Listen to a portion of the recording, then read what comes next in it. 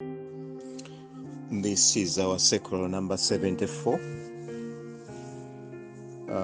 We shall be looking at the first constitution of the Native Anglican Church of Uganda, which was passed in 1907, and also reflect on the writings of Bishop Taka, coming to an end, of course.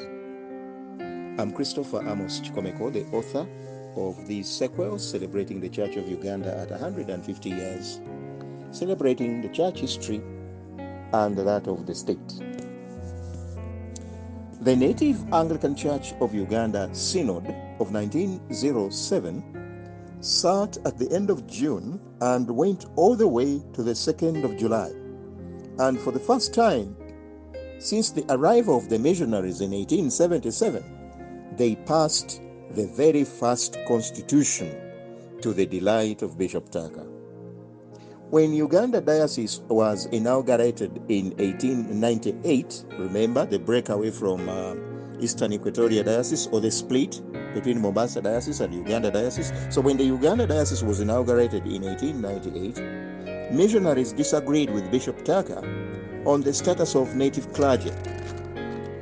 But in 1907, almost 10 years later, a middle ground was found.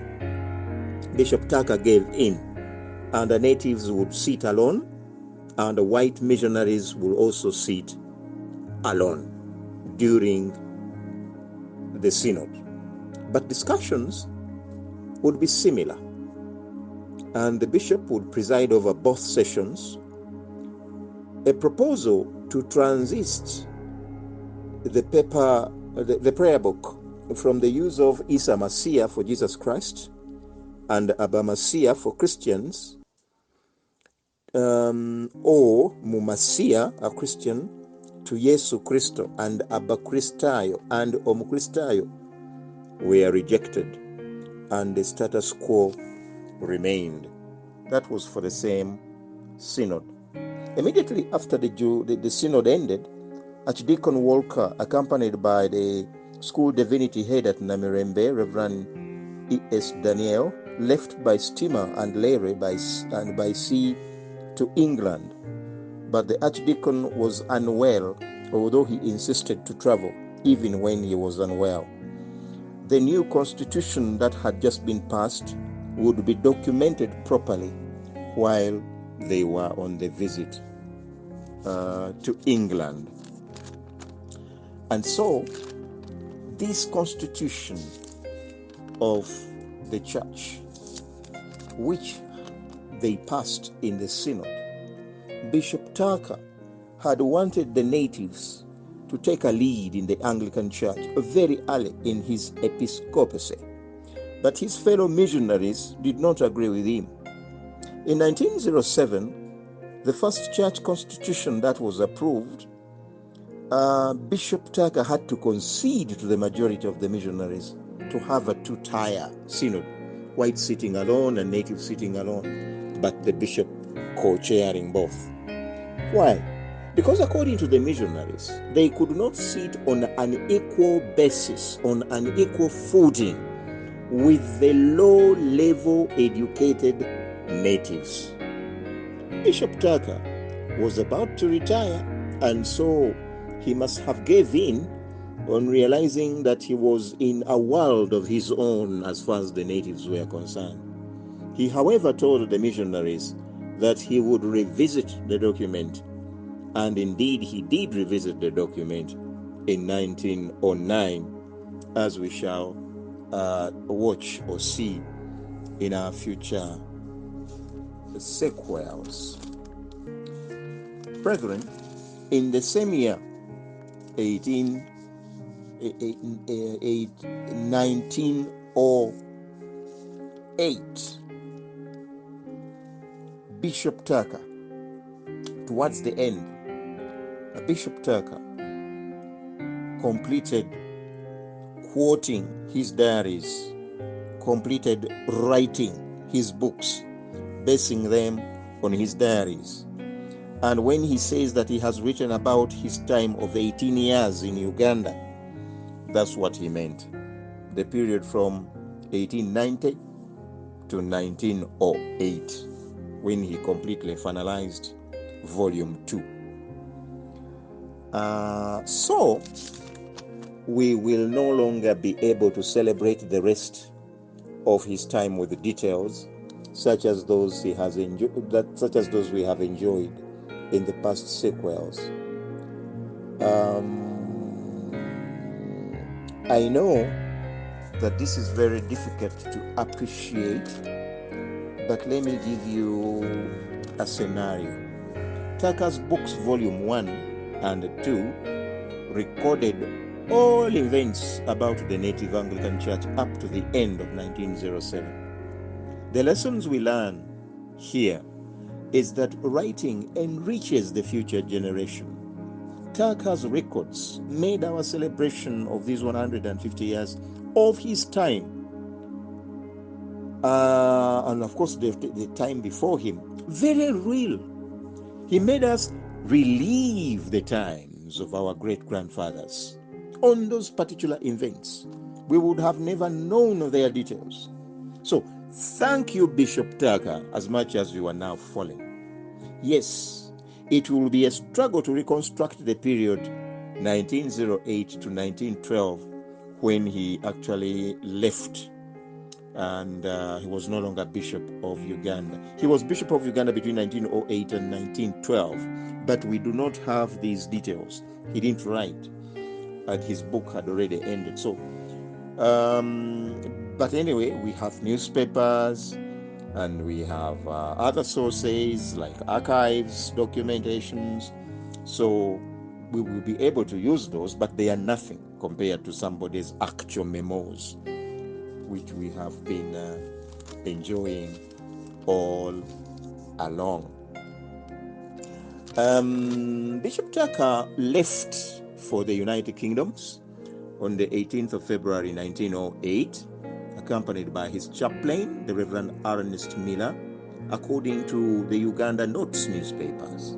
The paper praised Reverend Miller for training teachers, that he had honors in mathematics, and also associated with he was associated with statistics, and therefore the business side of the Church Missionary Society used him a lot in the documentation of statistics. I've seen the records of the CMS are very rich in statistics keeping. However, it was also reported that he used to overwork and therefore doze off during meetings. In 1907, there was a girl who was admitted to Gayaza.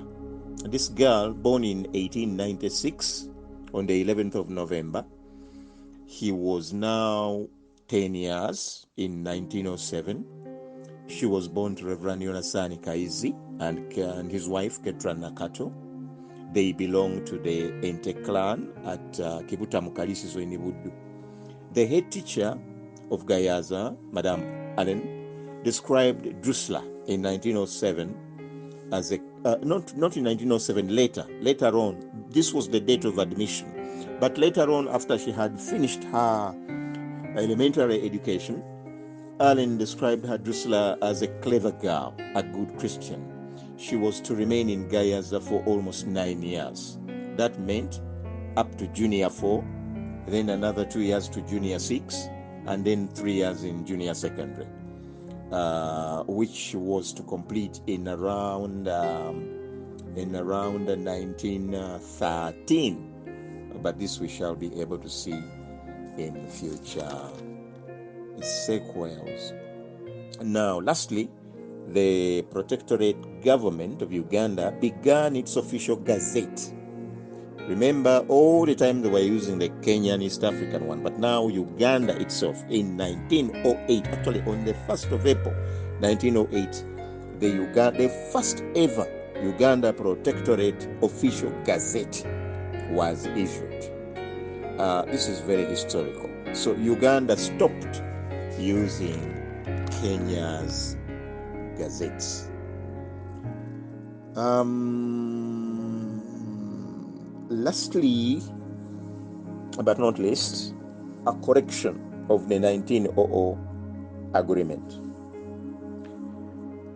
Now that Uganda had a gazette of its own, there was a gazette notice in 1908, actually the 1st of July 1908, and the business was a correction that the 1900 agreement was not called Uganda Agreement, but it was instead it meant Buganda. U and the Bu were different. So a special notice was gazetted, dated 1st July 1908. As a matter of fact, it was called a general notice. It was issued to that effect to prove that the agreement meant Buganda, and all the other kingdoms had their own regional agreements. Toro and the British, they made one in June 1900. Ankole and Britain, they made their own in October 1901. Bunyoro and Great Britain made one in October 1933. So each region had its own agreement with the British. So on the 1st of July, legally, the Buganda Agreement was rectified by name.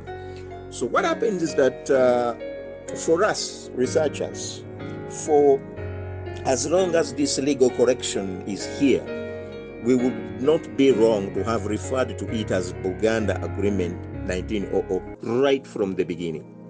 Yeah, so this problem was more of for the British, but for us here in Buganda and the true historians and researchers, we had, even by this time, all the time have been referring to agreement as a Buganda Agreement, not Uganda. But this was important because, you see, now that there is a definition of Uganda, one would have easily maneuvered around things by using that particular era to his or her own advantage. So it was very, very good that this correction was legally made and gazetted. So now nobody has now ever challenged its name, because the correction of the title of the 1900 agreement was made.